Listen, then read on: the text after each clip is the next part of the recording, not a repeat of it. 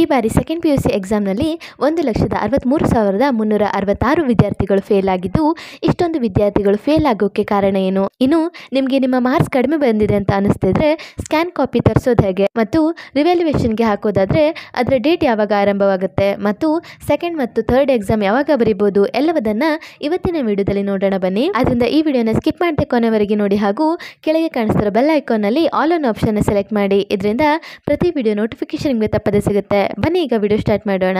2025ನೇ ಸಾಲಿನ ದ್ವಿತೀಯ PUC ಎಕ್ಸಾಮ್ನಲ್ಲಿ ಒಟ್ಟು 6,37,805 ವಿದ್ಯಾರ್ಥಿಗಳು ಎಕ್ಸಾಮ್ ಅನ್ನು ಬರೆದಿದ್ದು, ಅದರಲ್ಲಿ 4,68,439 ವಿದ್ಯಾರ್ಥಿಗಳು ಪಾಸ್ ಆಗಿದ್ದಾರೆ. ಇನ್ನು 1,69,366 ವಿದ್ಯಾರ್ಥಿಗಳು ಫೇಲ್ ಆಗಿದ್ದು, ಈ ಬಾರಿಯ ಪೇಪರ್ ಚೆಕ್ ಸರಿಯಾಗಿಲ್ಲ ಎನ್ನುವುದು ಹಲವಾರು ವಿದ್ಯಾರ್ಥಿಗಳ ಆರೋಪ. ಹೌದು, ನಾವು ಅಂದುಕೊಂಡಷ್ಟು ಮಾರ್ಕ್ಸ್ ನಮಗೆ ಸಿಕ್ಕಿಲ್ಲ ಅಂತ ನಿಮ್ಗೆ ಅನಿಸಿದ್ರೆ ನೀವು ನಿಮ್ಮ ಪೇಪರ್ನ ಸ್ಕ್ಯಾನ್ ಕಾಪಿಯನ್ನು ತರಿಸಬಹುದಾಗಿರುತ್ತೆ. ಹೌದು, ಶಿಕ್ಷಣ ಇಲಾಖೆಯ ಅಧಿಕೃತ ವೆಬ್ಸೈಟ್ ಆಗಿರುವ KSEAB.karnataka.gov.in ಈ ವೆಬ್ಸೈಟ್ ಅಲ್ಲಿ ನೀವು ನಿಮ್ಮ ಸ್ಕ್ಯಾನ್ ಕಾಪಿನ ತರಿಸಬಹುದಾಗಿರುತ್ತೆ. ಹಾಗೆ ರಿವ್ಯಾಲ್ಯೂಯೇಷನ್ಗೆ ಸಹ ಅಪ್ಲೈ ಮಾಡಬಹುದಾಗಿರುತ್ತೆ. ನೀವು ಏಪ್ರಿಲ್ 12ರಿಂದ ಏಪ್ರಿಲ್ 16 ಒಳಗೆ ಸ್ಕ್ಯಾನ್ ಕಾಪಿನ ತರಿಸಬಹುದಾಗಿರುತ್ತೆ. ಇನ್ನು ಒಂದು ಸ್ಕ್ಯಾನ್ ಕಾಪಿ ತರಿಸೋಕೆ 530 ರೂಪಾಯಿ ಆಗುತ್ತೆ. ಹಾಗೆ ರಿವ್ಯಾಲ್ಯೂಯೇಷನ್ಗೆ 1,670 ರೂಪಾಯಿ ಆಗುತ್ತೆ. ನೀವು ರಿವ್ಯಾಲ್ಯೂಯೇಷನ್ಗೆ ಹಾಕೋದಾದ್ರೆ ಏಪ್ರಿಲ್ 12ರಿಂದ ಏಪ್ರಿಲ್ 17 ವರೆಗೆ ಹಾಕಬಹುದಾಗಿರುತ್ತೆ. ಹಾಗೆ ಇದರಲ್ಲಿ ಏನಾದ್ರು ನಿಮಗೆ ಡೌಟ್ ಇತ್ತು ಅಂದ್ರೆ ನೀವು KSEAB ನ ಹೆಲ್ಪ್ ಲೈನ್ ನಂಬರ್ಗೆ ಕಾಲ್ ಮಾಡಬಹುದಾಗಿರುತ್ತೆ.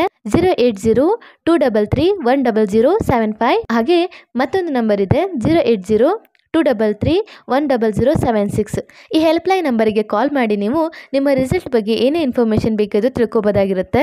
ಹಾಗೆ ಸೆಕೆಂಡ್ PUC 2ನೇ ಹಾಗೂ 3ನೇ ಎಕ್ಸಾಮ್ ಡೇಟ್ ಯಾವಾಗ ಅಂತ ನೋಡೋದಾದ್ರೆ 2ನೇ ಎಕ್ಸಾಮ್ ಡೇಟ್ ಬಂದು ಏಪ್ರಿಲ್ 24ರಿಂದ ಮೇ 8ರವರೆಗೆ ಇರುತ್ತೆ. ಹಾಗೆ 3ನೇ ಎಕ್ಸಾಮ್ ಡೇಟ್ ಬಂದು ಜೂನ್ 9ರಿಂದ ಜೂನ್ 21ರವರೆಗೆ ಇರುತ್ತೆ.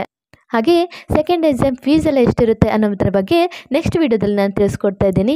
ಅದರಿಂದ ನೀವೇನಾದರೂ ಸ್ಕ್ಯಾನ್ ಕಾಪಿ ತರಿಸ್ತೀರಾ ಅಂದರೆ ಒಂದು ಸಬ್ಜೆಕ್ಟಿಗೆ 530 ರೂಪಾಯಿ ಆಗುತ್ತೆ. ಸೊ ನೀವು ಯಾವ ಸಬ್ಜೆಕ್ಟ್ನ ಕಾಪಿ ಬೇಕೋ ಅದಷ್ಟೇ ತರಿಸ್ಕೋಬೋದಾಗಿರುತ್ತೆ. ಸೊ ಏಪ್ರಿಲ್ 8ರಿಂದ ಏಪ್ರಿಲ್ 13ನೇ ತಾರೀಕು ತನಕ ನಿಮಗೆ ಟೈಮ್ ಇರುತ್ತೆ.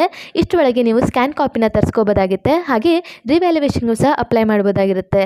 ಇನ್ನು ನೀವು ಸ್ಕ್ಯಾನ್ ಕಾಪಿನ ಶಿಕ್ಷಣ ಇಲಾಖೆಯ ಅಧಿಕೃತ ವೆಬ್ಸೈಟ್ ಆಗಿರುವ KSEAB.karnataka.gov.in ಇದ್ರ ಮೂಲಕ ನೀವು ಸ್ಕ್ಯಾನ್ ಕಾಪಿನ ತರಿಸಬಹುದಾಗುತ್ತೆ. ಸೊ ಸ್ಕ್ಯಾನ್ ಕಾಪಿ ಬಂದಮೇಲೆ ಅದರಲ್ಲಿ ನಿಮಗೆ ಎಷ್ಟು ಮಾರ್ಕ್ಸ್ ಬಂದಿದೆ ಹಾಗೆ ಯಾವ ಕ್ವಶನ್ಗೆ ಎಷ್ಟು ಮಾರ್ಕ್ಸ್ ಅನ್ನು ಹಾಕಲಾಗಿದೆ ಅನ್ನೋದನ್ನ ಮೆನ್ಷನ್ ಮಾಡಿರ್ತಾರೆ. ಸೊ ಅದನ್ನ ನೀವು ನಿಮ್ಮ ಲೆಕ್ಚರ್ಗೆ ತೋರಿಸಿ ನಿಮಗೆ ಎಷ್ಟು ಮಾರ್ಕ್ಸ್ ಬರುತ್ತೆ ಅನ್ನೋದನ್ನ ಅವರಿಂದ ನೀವು ಕನ್ಫರ್ಮ್ ಮಾಡ್ಕೋಬಹುದು. ನೆಕ್ಸ್ಟ್ ನೀವು ರಿವ್ಯಾಲ್ಯೂಯೇಷನ್ಗೆ ಹಾಕಬಹುದಾಗಿರುತ್ತೆ. ಸೊ ಇದೆಲ್ಲ ಸ್ಕ್ಯಾನ್ ಕಾಪಿ ತರಿಸೋ ಡೇಟ್ ಹಾಗೂ ಸೊ ರಿವ್ಯಾಲ್ಯೂಯೇಷನ್ ಹಾಕೋದು ಹೇಗೆ ಅನ್ನೋದನ್ನ ಇನ್ಫಾರ್ಮೇಶನ್ ಆಗಿತ್ತು. ಹಾಗೆ ಈ ವಿಡಿಯೋ ನಿಮಗೆ ಇಷ್ಟ ಆಯ್ತು ಅಂದ್ರೆ please like, share and subscribe to my YouTube channel.